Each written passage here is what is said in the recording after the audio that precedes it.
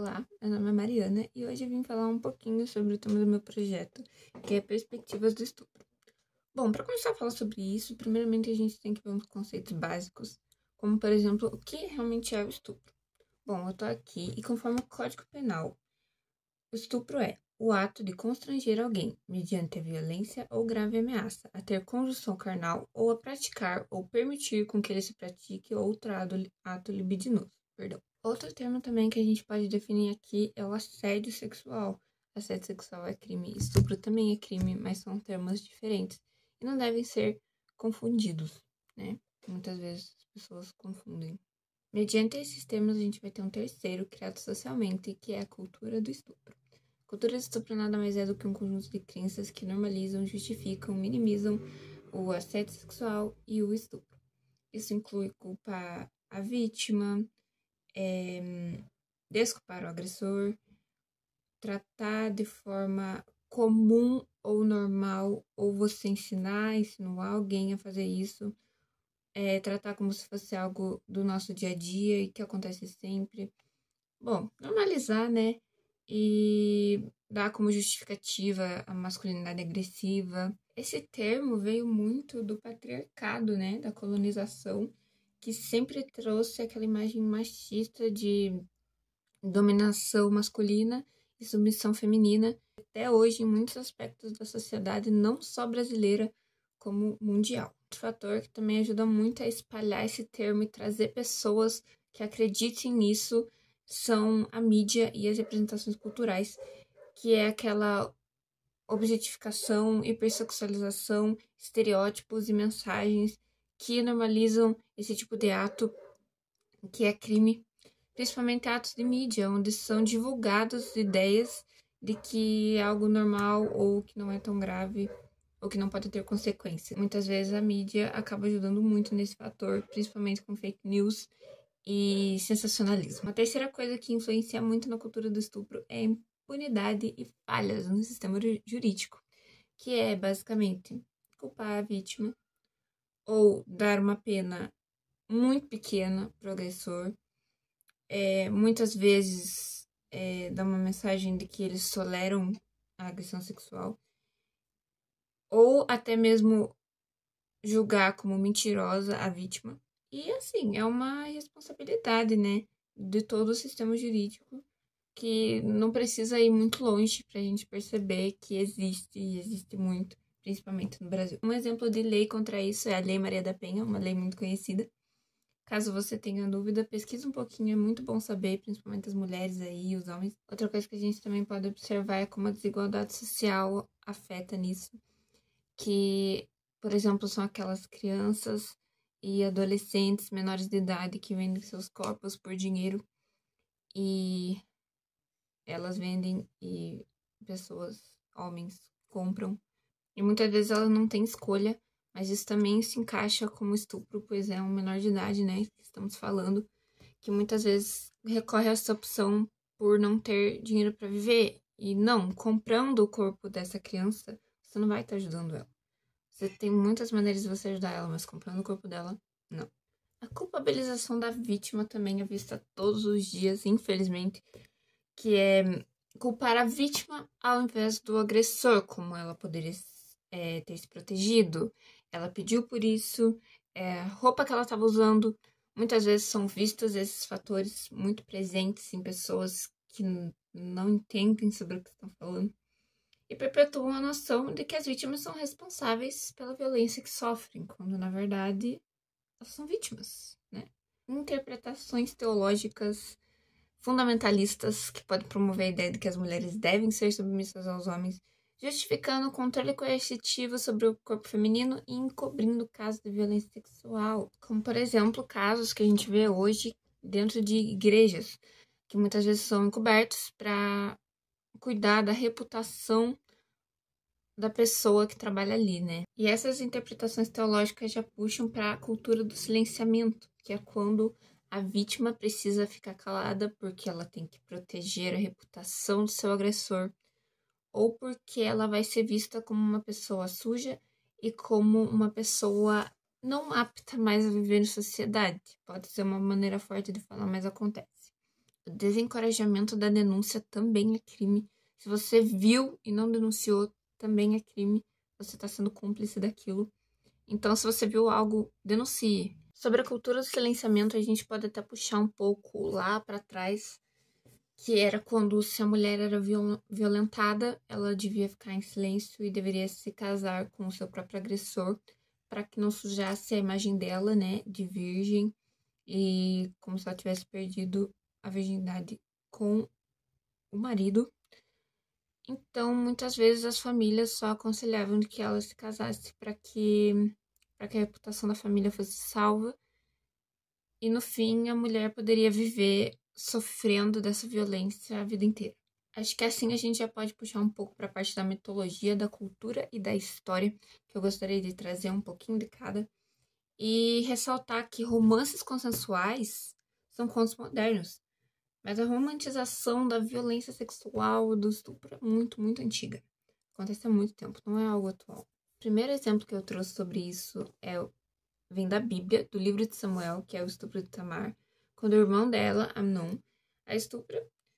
E com isso criam várias implicações políticas e familiares significativas na história. O estupro de Ramya, na mitologia hindu, Ramayana, onde Ravana sequestra Sita contra a vontade. E embora muitas versões não seja explícito isso, a maioria delas apresenta o estupro. O rapto de Perséfone, da mitologia grega. Existe uma estátua muito famosa sobre isso, eu vou deixar aqui do lado para vocês, que é onde Hades sequestra Perséfone contra sua vontade para que ela se casasse com ele e engravida ela, né? E também o crime de Laio, que também é da mitologia grega, já que diferente dos outros, a vítima é um homem. Laio estupra Crisipo. Entre toda essa mitologia e cultura espalhada pelo mundo, a gente pode ver que, na verdade, o estupro era algo muito comum, muito romantizado por muitas pessoas. E nessa linha do tempo histórico, a gente pode puxar para a antiguidade. Culturas antigas tinham leis e práticas que minimizavam os direitos das mulheres, aceitando violência sexual como controle masculino. Porque o homem sempre esteve acima, de alguma maneira. Já na Idade Média, as visões religiosas e sociais perpetuavam a ideia de que as mulheres eram propriedade dos homens, tolerando a violência sexual. Então, na Antiguidade, era uma cultura de controle masculino. Na Idade Média já passou para algo religioso também, né? Na Era Moderna já era algo comum, muitas vezes normalizado. E no século XX já começa a se destacar os movimentos feministas, né? Como questões como estupro marital, buscando conscientização sobre a violência sexual. Ou seja, apenas no século XX e em meados, o movimento contra esse tipo de ato começou. Nos anos 60 e 70, finalmente foram feitas mudanças legais e sociais e estupro foi enquadrado como um crime. Hoje em dia, essas situações ocorrem com muito menos frequência, já que são reconhecidas como um crime, mas, infelizmente, ainda acontecem em massa hoje em dia, no mundo inteiro. A mídia muitas vezes nos ajuda a tirar isso do nosso mundo ao mesmo tempo em que a gente normaliza isso com brincadeiras, fake news. Mas, afinal, o que é que uma vítima de violência sexual sente? Quais são as consequências disso para a vida dela? Hoje eu trouxe 6 aqui pra gente, mas infelizmente existem muito mais. O primeiro é a vulnerabilidade psicológica, que é o trauma, o medo, a ansiedade, a culpa, a vergonha e o desamparo. Esses são apenas alguns termos que eu posso encaixar aqui. Mas a vulnerabilidade psicológica muitas vezes pode ser fatal para uma pessoa. Esse trauma pode levar muitas vezes à depressão e muitas vezes ao suicídio. Essa culpa que a pessoa sente muitas vezes não vai se dissipar de maneira fácil. Muitas vezes por conta da pressão da sociedade que impõe ela como culpada por aquilo ter acontecido com ela. A vergonha e o desamparo sempre vão estar na mente dessa pessoa. Vulnerabilidade física, lesões corporais, infecções sexualmente transmitíveis e gravidez não planejada. Vulnerabilidade social, estigma, discriminação, julgamento social, que muitas vezes pode resultar em isolamento e falta de apoio emocional, que também pode levar à depressão. Vulnerabilidade legal e institucional, falta de apoio legal, falhas institucionais que dificultam a busca por justiça, falhas institucionais, vulnerabilidade econômica, custos médicos, perda de emprego ou renda devido ao trauma psicológico, pessoas que não conseguem mais trabalhar por conta do trauma. E todas essas vulnerabilidades levam a uma vulnerabilidade continuada, que é a persistência dos traumas psicológicos e físicos numa pessoa. Esse medo da vítima muitas vezes vem do que a gente comentou antes, que é aquela famosa cultura do estupro, né? Muitas vezes se dissipam mitos, muitos mitos. Por exemplo, quando o estupro é inevitável, o jeito é relaxar e aproveitar. É um ditado popular que já foi muito famoso, hoje em dia ainda é usado em outras palavras, né? Às vezes, muitas vezes insinuado. E, obviamente, não é verdade, né? É impossível uma pessoa desfrutar de um ato, principalmente sexual, do qual ela não estava preparada, do qual ela não havia dado consentimento e do qual vai machucar ela pela vida inteira, né? Física e psicologicamente. Outro mito também que a gente pode trazer é que o estupro só é considerado estupro quando há violência física. O que é mentira, pois o artigo 213 do Código Penal Brasileiro define estupro violento e estupro de vulnerável, que não se exige comprovação de violência física. O estupro de vulnerável, no caso, é aquele que ocorre quando a vítima está desacordada ou drogada. Ainda dentro dessa cultura que perpetua a ideia de que o estupro deve ser normalizado ou minimizado, a gente vai ter músicas, letras e poemas que a gente escuta diariamente nos nossos ouvidos, querendo ou não, que podem tanto abraçar uma vítima e trazer conforto para ela, quanto também ainda perpetuar a ideia de machismo, de vulnerabilidade feminina, de submissão feminina e de dominação masculina, né? O gênero musical funk, por exemplo, muitas vezes traz a mulher como um objeto sexual do homem. Mas a gente pode trazer também letras de músicas que abraçam as vítimas e podem até mesmo ajudar na recuperação delas, como a famosa música Rape Me, Nirvana.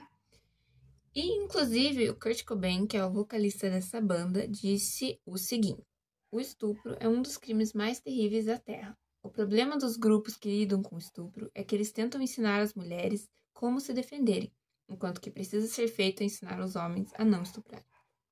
Outra música que a gente pode trazer também é Pure as a Lamb, by Baby Bugs, que traz o fato do trauma psicológico de alguém que sofreu abuso na infância. E dentro dessa violência, a gente pode trazer dois extremos, que é como a vítima se enxerga e como a sociedade enxerga a vítima. A vítima muitas vezes vai ter a autoimagem distorcida, com sentimentos de culpa e de vergonha e de sujeira, ou até mesmo desvalorização pessoal. Vai se sentir muitas vezes inferior a outras pessoas. Vai ter uma relação complicada, principalmente com a pornografia ou cenas de filmes, de séries ou conversas que insinuem atos sexuais. Muitas vezes podem ficar desconfortáveis com esse tipo de assunto. E algumas podem tentar buscar pornografia para lidar com esse trauma. Muitas vezes isso vai acabar piorando. Problemas na vida sexual, como problemas de libido, reação negativa ao toque, falta de atração e falta de vontade, né, de fazer até mesmo com seu parceiro. O que não é errado, você não ter vontade de fazer não é problema, mas se você vê que isso é devido ao seu trauma, é bom procurar ajuda e conversar com seu parceiro sobre isso também. Incapacidade, dificuldade com relacionamentos amorosos, adotar silêncio como solução para problemas do dia a dia, insegurança ao sair de casa. Isso tudo fora ISTs, gravidez indesejadas, sequelas, riscos físicos e emocionais resultantes dessa violência. Já na sociedade, muitas vezes pode haver aquele estigma social que é o questionamento da credibilidade, culpabilização da vítima, nojo e desgosto que algumas pessoas sentem muitas vezes ao tocar ou conversar com uma vítima de estupro, acreditando que aquilo é culpa dela, né? Para finalizar, gostaria de recomendar uma série da Netflix chamada Baby Render, ou Bebê Rena. É uma minissérie que aborda muitos dos temas conversados aqui hoje, o que faz com que a pessoa tenha uma desvalorização pessoal gigantesca, uma baixíssima autoestima e um medo, né, de seguir com a sua própria vida, de seguir com seus sonhos, com suas ambições. Finalizando por aqui, muito obrigada por terem me ouvido. Espero que esse tema tenha mexido com vocês de alguma forma. Lembre-se que a denúncia é sempre a melhor opção para evitar que casos como esse se espalhem ainda mais pelo Brasil e pelo mundo. Muito obrigada.